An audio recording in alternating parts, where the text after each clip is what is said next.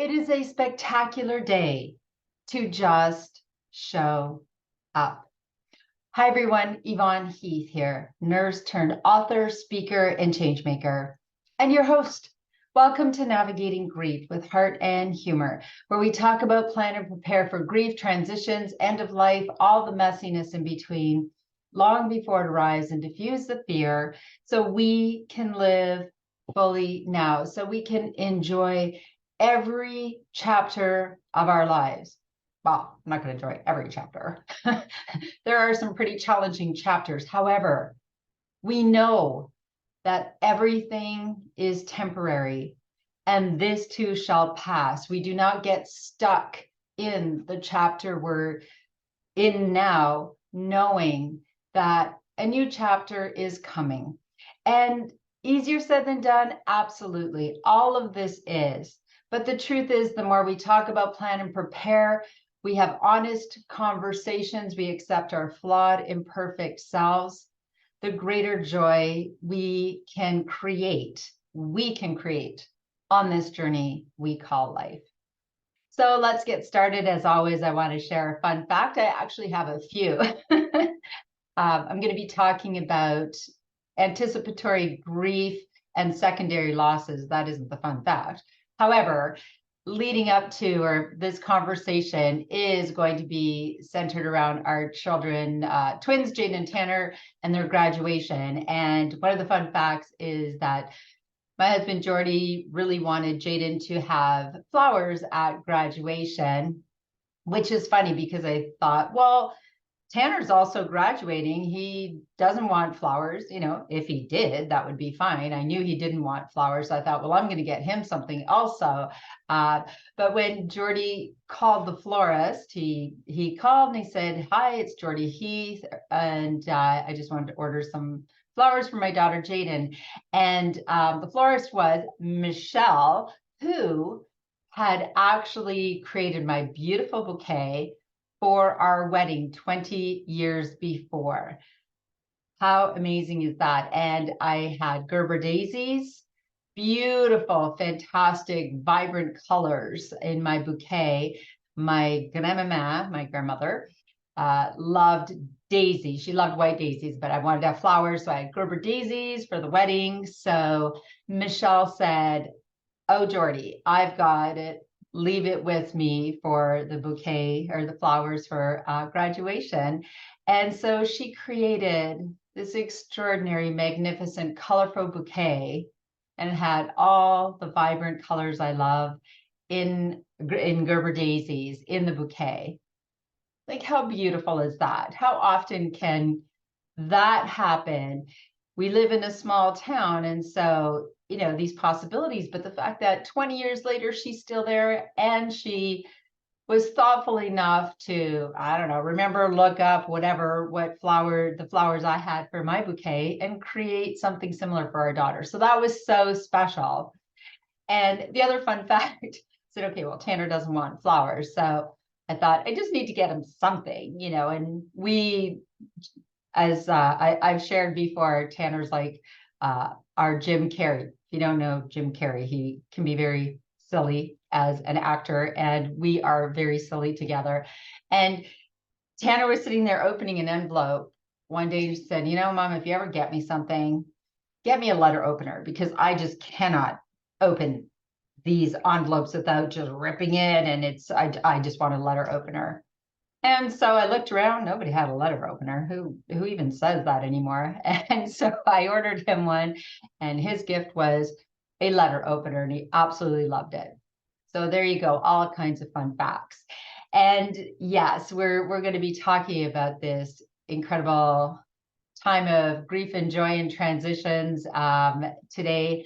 First, I want to take a moment to just land here. It has been a whirlwind of activity, and this is more important for me than ever. I want to be present. I want to be fully engaged and intentional. So this is my ritual whenever I want to be, I always want to be mindful and present.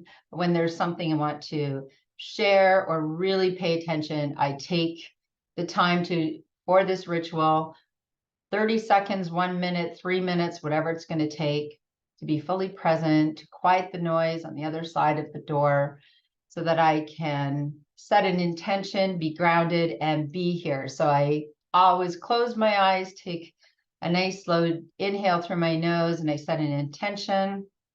I exhale through my mouth and I ground myself and I just let go of everything else. And so I'm going to take 2 slow, deep breaths, inhaling and exhaling, and I invite you to join me or create a ritual that resonates with you. I'm just going to close my eyes. Feel free to close yours if it feels safe and it feels okay to do so. And inhaling with intention. Exhaling with letting go and grounding. And one more time. And grounding.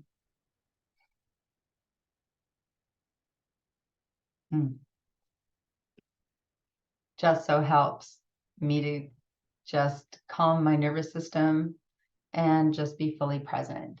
So let's get started with today's topic. And it's funny because I have mentioned throughout some of the episodes that our older son, as it's 2023 right now, Tyler, our older son, is 29 years old. He lives out in British Columbia, and he is, I mean, he left home when he was 18. That was a time of tremendous turmoil, and he just needed to start his new life. And he's been gone ever since. So, of course, we visit, we stay in touch.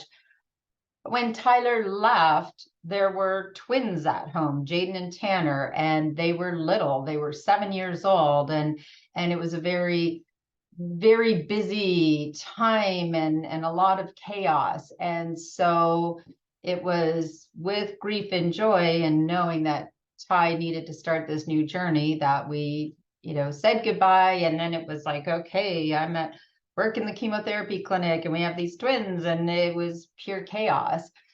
And now all of these years later, in June 2023, it's July now, but the twins were graduating high school and had talked about doing a gap year. And then both said, oh my goodness, we want to go to university, and we want to, I don't think they said, oh my goodness, but they said, we want to go to university and, have this great experience. And I just remember that was at the beginning or just before grade 12. And I felt this immense panic thinking that university, wow, I mean, that is just huge.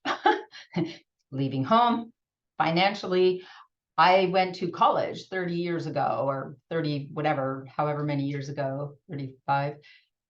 I don't know anything about university. I don't know this path. And there's 2 of them. And where are they going to go? What programs? How are we going to make this happen financially? And I just remember this like full body panic.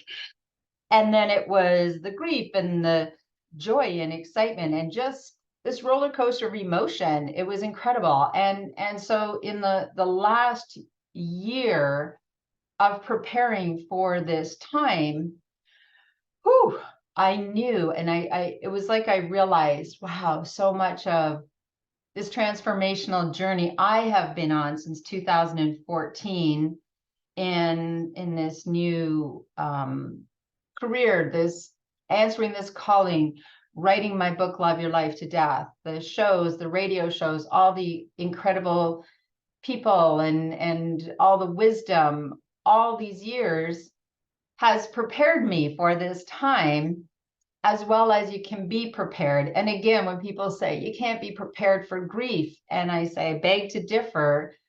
Part of the preparation is acceptance that life is unpredictable. Prepare for anything. Change is the only constant.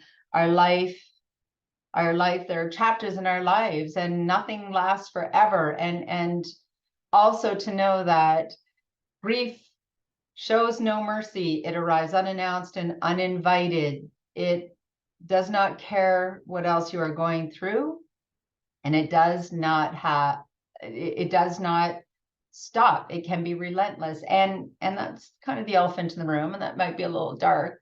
here's the thing, grief is a part of this journey, and sometimes the price of living and loving, but it's worth it, and our hearts will heal. Like, these are all the things I've shared on stages and with thousands of people, and now these are the things I'm telling myself in this journey of transition, where when the twins, Jaden and Tanner, left, there were no more children at home. Like when Chai left, this is the empty nest. And I don't remember life without children at home.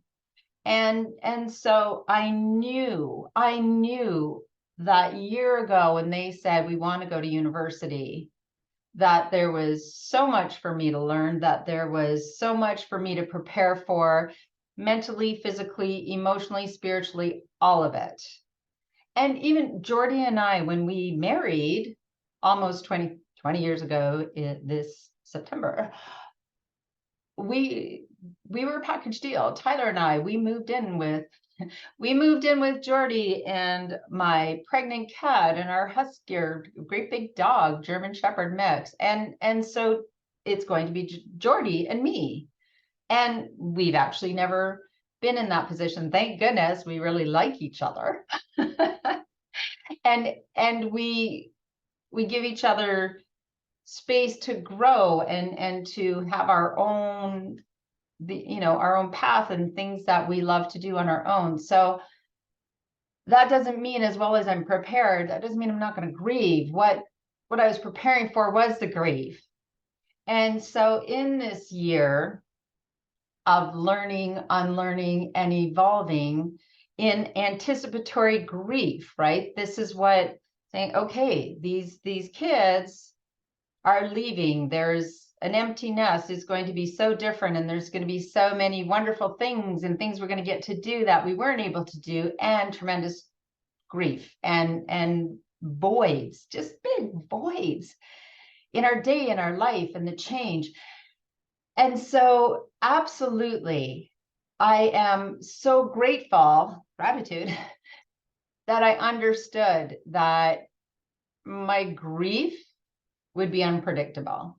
There were times when I would be, okay, I've got this, I'm learning about university, and thank goodness, PS, with everything, thank you, universe, God, Buddha, everybody up there, that Jaden and Tanner are attending the same university, Brock University in St. Catharines, and Tanner has chosen nursing, which is just mind-boggling and thrilling, because everything that I teach, these are all the things I wish I knew at the beginning of my nursing career, not at the end of it. So I am beyond grateful. And Jaden is entering a Bachelor of Honor or Sociology with honors program. I don't know, I'll figure it all out.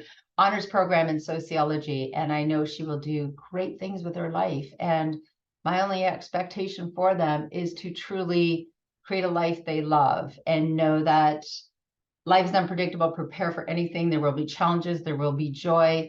And I've asked them to truly be their authentic selves, acknowledge and allow all the emotions. And I've prepared them, I believe. I've prepared them well to know that when you leave home, you're so excited for this new journey, and there will be grief. We have a wonderful home. We have wonderful relationships. There will be grief. And a part of that also, again, reminding everyone, grief isn't always crying. Sometimes it's irritability, anger, short-tempered, frustration, all of these things. And I see that a lot in our daughter.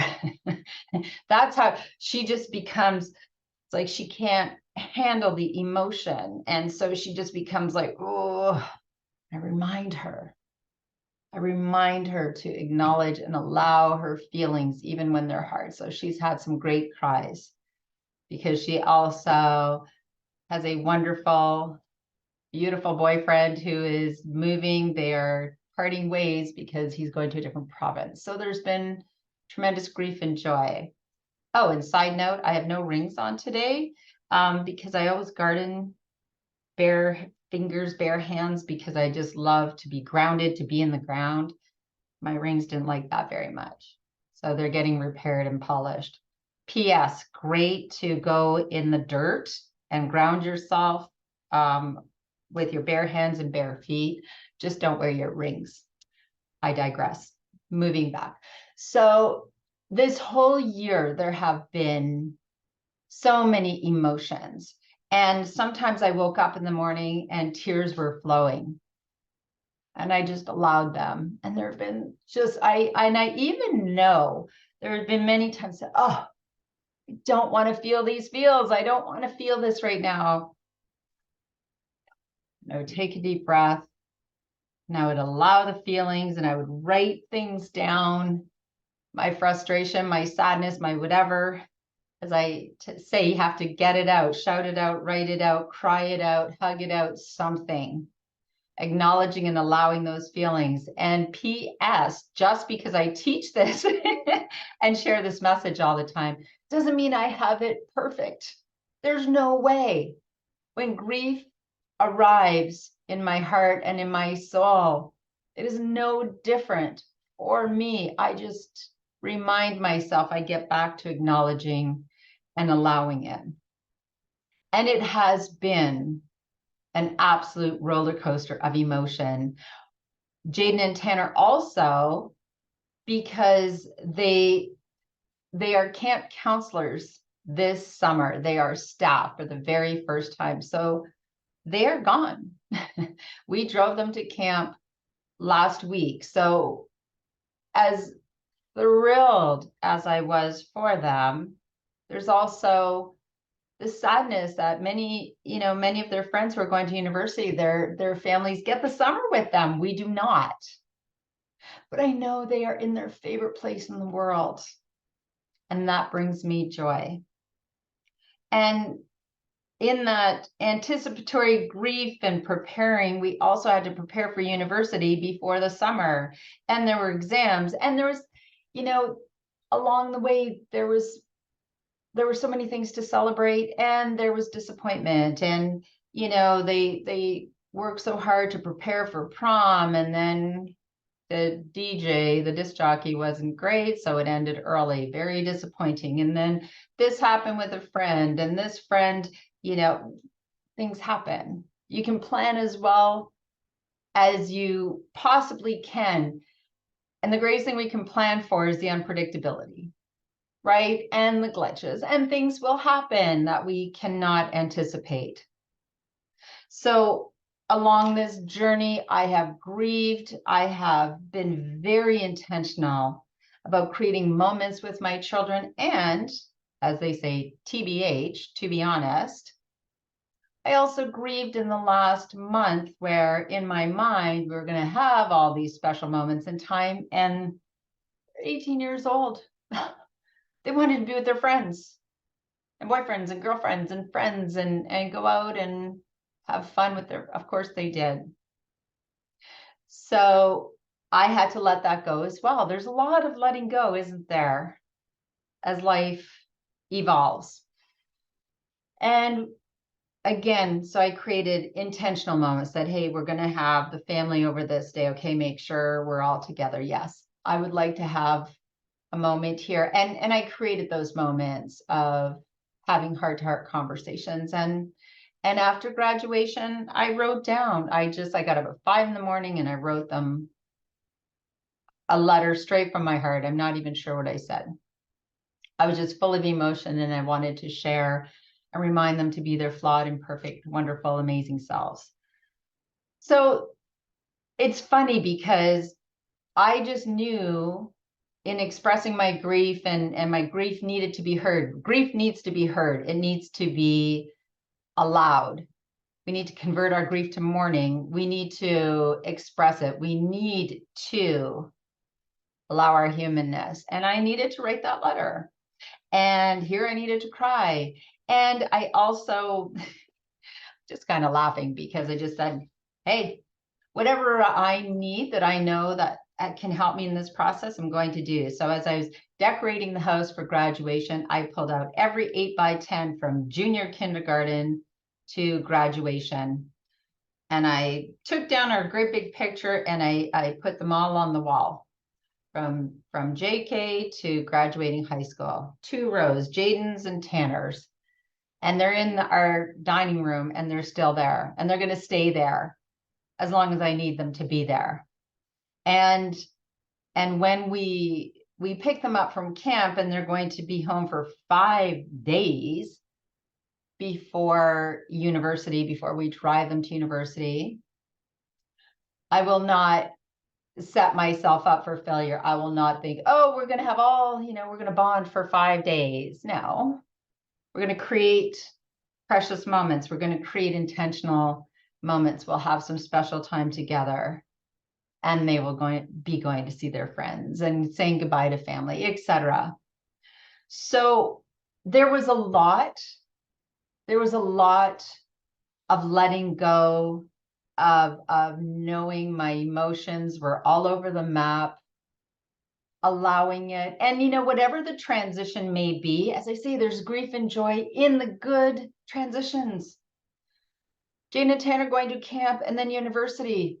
Oh, graduating high school. All these are such amazing things to celebrate. And I know with every transition, you're saying goodbye to life as it was, to the previous chapter. And there's a lot to let go of. And when we think of secondary losses, I feel like we miss how much grief there is in the secondary losses. So our home, when we moved to this home 2 years ago, it's close to the high school, and it's a wonderful house full of couches, and if you break anything, don't worry, it's not of tremendous value, which, we wanted the teens, the kids to be able to gather here, and they did. And so many times we heard laughter and jokes and banter and wrestling, and they were chasing each other through the house, and shenanigans and silliness. And then we had this backyard, and they were playing volleyball and cornhole and all of these games, and you just feel this tremendous joy. It was wonderful to be around all of their wonderful friends. I'm just so extraordinarily grateful for this incredible group of friends that they've had. I'm going to say goodbye to that as well. Right? Ha! I'm choking up. Their friends aren't going to come here and run through the house, and that'd be a little strange, wouldn't it? and we also had great conversations, and if they were at school and Jaden would call and say, my friend has a headache, can she come to the house? I said, of course. Or they would stop by for lunch or whatever. And that's the secondary loss, isn't it? That is over, that chapter. And it's like, wow, I'm really, really going to miss that. I won't miss, they cleaned up. It's never to my standard because, my ADHD brain likes everything too perfect. But anyways, that's a whole other story. So the friends and then their parents. We connected with all their parents. So I had a parent and kid gathering, and we had a wonderful time. And maybe we'll stay connected with the parents. I would like to make that effort. It's not going to be the same. Kids are all gone, or, they're all going their own way.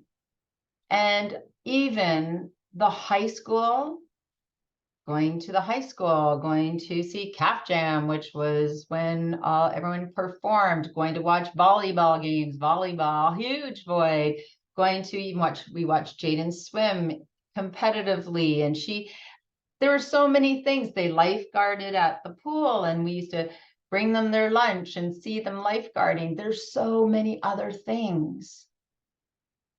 And so in all of that, there are many wonderful lessons of grief and joy and how they coexist. And even in good transitions, there will be a roller coaster of emotion.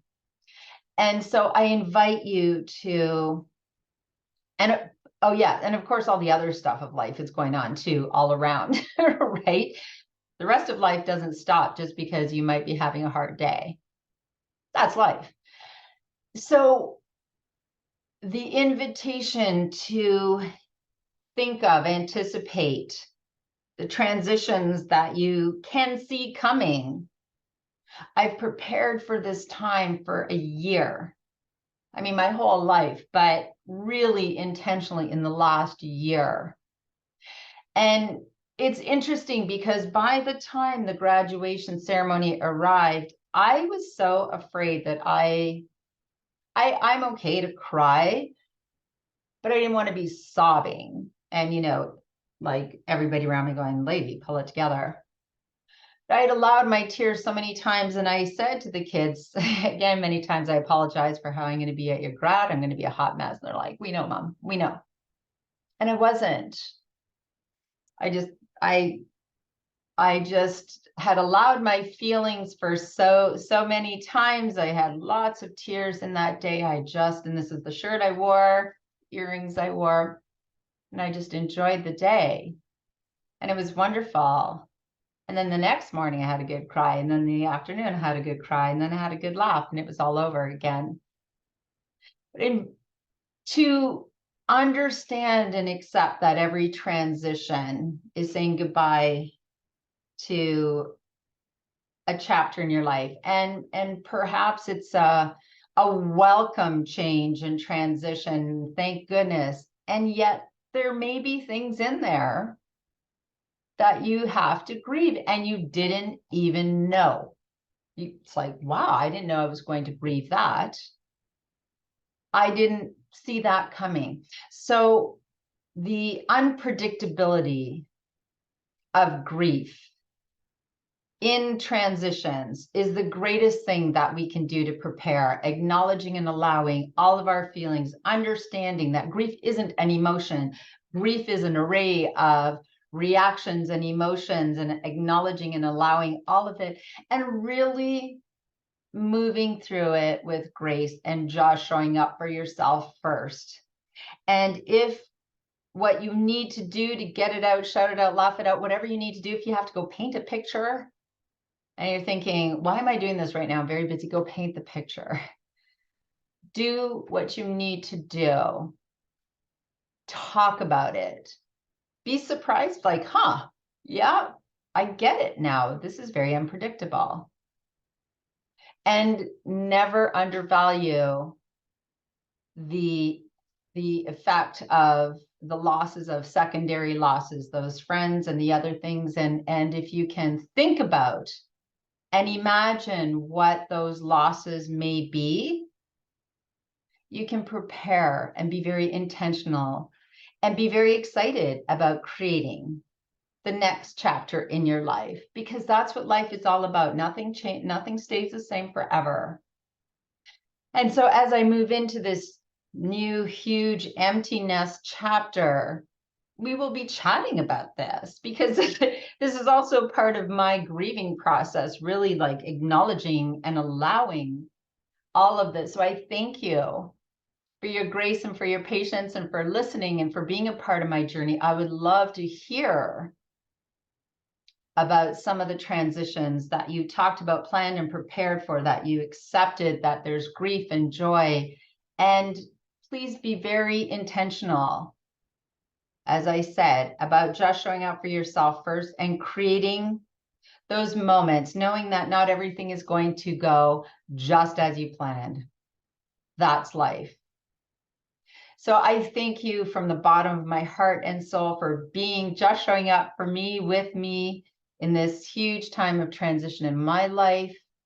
And I invite you to go to my website, loveyourlifetodeath.com. There's lots of resources there to help you navigate this journey we call life, and grief and transitions and all the messiness in between.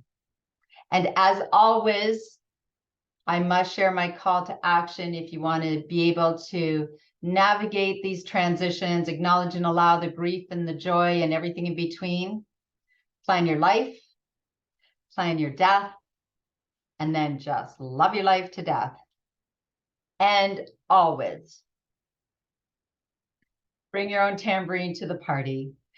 Thank you so much. I love you, my dear friends. Take good care of you on this journey we call life. Bye for now.